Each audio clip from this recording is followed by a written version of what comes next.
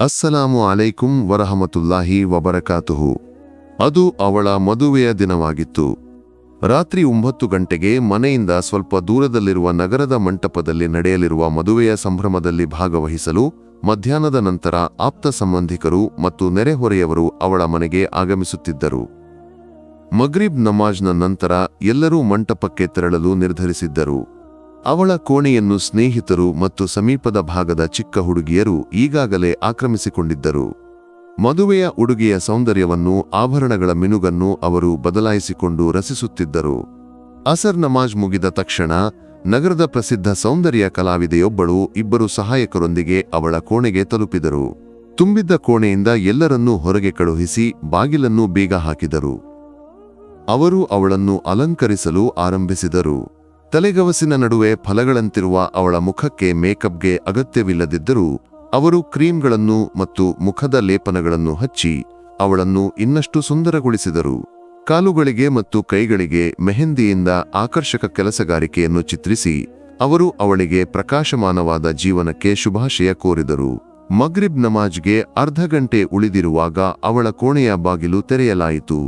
ತಡೆಯಲ್ಪಟ್ಟ ನೀರಿನ ಹರಿವು ಬಿಡುಗಡೆಯಾದಂತೆ ಅತಿಥಿಗಳು ಅವಳ ಕೋಣೆಗೆ ಪ್ರವೇಶಿಸಿ ಅವಳ ಸೌಂದರ್ಯವನ್ನು ಕೊಂಡಾಡಿ ಮಾತನಾಡಿದರು. ಅವಳ ಆಪ್ತ ಸ್ನೇಹಿತೆ ಫಾತಿಮಾ ಅವಳ ಕಿವಿಯಲ್ಲಿ ಮೆಲ್ಲಗೆ, ನೀನು ಜನ್ನತ್ನಿಂದ ಇಳಿದು ಬಂದ ನಿಜವಾದ ಹೂರಿಯಂತಿರುವೆ ಎಂದು ಪಿಸುಗುಟ್ಟಿದಳು. ಅವಳು ಮೃದುವಾಗಿ ನಗುತ್ತಾಳೆ. ಹತ್ತಿರದ ಮಸೀದಿಯಿಂದ ಧ್ವನಿಸಿದ ಮಗ್ರಿಬ್ನ ಬಾಂಗ್ ಗದ್ದಲದ ಕೋಣೆಯಲ್ಲಿ ಶಾಂತಿಯನ್ನು ಹರಡಿತು.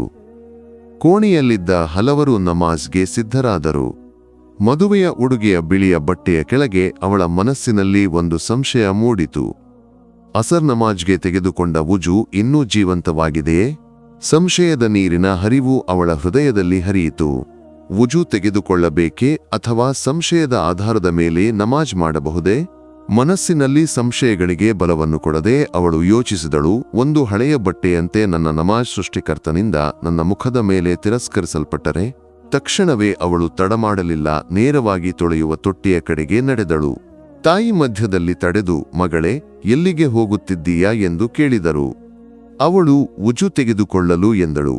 ತಾಯಿ, ಇದೇನು ಭ್ರಾಂತಿ ಇದು? ಈ ಅಲಂಕಾರಕ್ಕೆ ಎಷ್ಟು ಸಾವಿರ ಖರ್ಚು ಮಾಡಿದೆವು? ಇವೆಲ್ಲವೂ ನೀರಿನಲ್ಲಿ ಕರಗಿ ಹೋಗುವುದಿಲ್ಲವೇ? ಅಗತ್ಯವಿದ್ದರೆ ತಯಮ್ಮುಮ್ ಮಾಡಬಹುದಲ್ಲವೇ ಎಂದರು. ಅವಳು, ನನ್ನ ಮುಂದೆ ನೀರು ಇದ್ದಾಗ ನಾನು ತಯಮ್ಮುಮ್ ಏಕೆ ಮಾಡಬೇಕು? ಅಲ್ಲಾಹನ ಮುಂದೆ ಈ ನಾಟಕ ಬೇಕೇ? ಇದು ನನ್ನ ಜೀವನದ ಅತ್ಯಂತ ಸಂತೋಷದ ದಿನ. ಇಂದು ನಾನು ಅಲ್ಲಾಹನನ್ನು ನೆನಪಿಸದಿದ್ದರೆ ಯಾವಾಗ ನೆನಪಿಸುತ್ತೇನೆ ಎಂದಳು. ತಾಯಿ ತಲೆ ತಗ್ಗಿಸಿ ನಿಂತರು. ಅವಳು ತೊಳೆಯುವ ತೊಟ್ಟಿಯ ಕಡೆಗೆ ನಡೆದಳು. ಮದುವೆಯ ಉಡುಗೆಯ ತುದಿಗಳನ್ನು ಮೇಲಕ್ಕೆತ್ತಿ ಅವಳು ವುಜು ತೆಗೆದುಕೊಂಡಳು. ನಮಾಜ್ನ ಚಾಪೆಯನ್ನು ಹಾಸಿ ಕೈಗಳನ್ನು ಜೋಡಿಸಿ ನಿಂತಾಗ ಅವಳ ಕಣ್ಣುಗಳು ಕಂಬನಿಯಿಂದ ತುಂಬಿದವು. ಕೋಣೆಯಲ್ಲಿದ್ದವರು ಉಸಿರನ್ನು ತಡೆದು ಅವಳ ನಮಾಜನ್ನು ಗಮನಿಸಿದರು. ಹೃದಯವನ್ನು ಸ್ಪರ್ಶಿಸುವ ಶಾಂತಿ ಅಲ್ಲಿ ಸ್ಥಿರಗೊಂಡಿತು. ಮೊದಲ ರಕಾತ್ನಿಂದ ಎದ್ದಾಗ ತಾಯಿ ಗೋಡೆಯ ಮೇಲಿನ ಗಡಿಯಾರವನ್ನು ನೋಡಿದರು. ಸಮಯ 6:50. ನಿಗದಿತ ಸಮಯಕ್ಕಿಂತ 1 ಗಂಟೆ ಮೊದಲೇ ಮಂಟಪದಲ್ಲಿರಬೇಕೆಂದರೆ ಈಗಲೇ ತೆರಳಬೇಕೆಂದು ಯೋಚಿಸಿದರು. ಅವಳು 2ನೇ ರಕಾತ್ನ ಸುಜೂದ್ಗೆ ಬಿದ್ದಳು. ಅವಳ ತುಟಿಗಳು ಕಂಪಿಸುತ್ತಾ ಏನೋ ಮಂತ್ರಿಸುತ್ತಿದ್ದವು. ಆ ತುಟಿಗಳ ಚಲನೆಯು ಕ್ರಮೇಣ ಕಾಣೆಯಾಯಿತು. ಅವಳ ಸುಜೂದ್ ದೀರ್ಘವಾಯಿತು. ಗಡಿಯಾರದಲ್ಲಿ 7 ಗಂಟೆಯಾಯಿತು. ಕಣ್ಣುಗಳನ್ನು ತೆರೆದಿಟ್ಟುಕೊಂಡೇ ಅವಳು ಸುಜೂದ್ನಲ್ಲಿ ಮಲಗಿದ್ದಳು.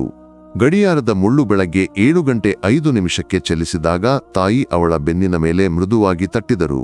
ಪ್ರತಿಕ್ರಿಯೆ ಇರಲಿಲ್ಲ. ಅವರು ಅವಳ ಬೆನ್ನನ್ನು ಹಿಡಿದು ಅಲ್ಲಾಡಿಸಿದರು. ಕೋಣೆಯಲ್ಲಿದ್ದವರು ಅಸ್ವಸ್ಥರಾಗಿ ಅವಳ ಕಡೆಗೆ ಧಾವಿಸಿದರು. ತಾಯಿಯ ಅಲ್ಲಾಡಿಸುವಿಕೆ ತೀವ್ರವಾಯಿತು. ಕೊಡಲಿಯಿಂದ ಕಡಿಯಲ್ಪಟ್ಟ ಮರದ ಕೊಂಬೆಯಂತೆ ಅವಳು ಚಲನೆಯಿಲ್ಲದೆ ಪಕ್ಕಕ್ಕೆ ಬಿದ್ದಳು. ತಾಯಿ ಅವಳ ಮುಖದ ಮೇಲೆ, ಹಣೆಯ ಮೇಲೆ ಮುತ್ತಿಟ್ಟು ಕೆನ್ನೆಯ ಮೇಲೆ ತಟ್ಟಿ ಕರೆಯುತ್ತಿದ್ದರು. ಆಕಾಶದಿಂದ ಉದುರಿದ ಚಂದ್ರನ ಬೆಳಕಿನಂತೆ ಅವಳ ಮುಖವು ಪ್ರಕಾಶಿಸಿತು. ಬಿಳಿಯ ಬಟ್ಟೆಯ ತೆಳುವಾದ ಮರೆಯ ಹಿಂದೆ ಅವಳ ಮುಖವು ಕಾಣದಂತಾಯಿತು. ತುಂಬಿದ್ದವರ ಕಣ್ಣೀರು ಗೋಳಾಟವಾಗಿ ಮುರಿದು ಬಿದ್ದಿತು.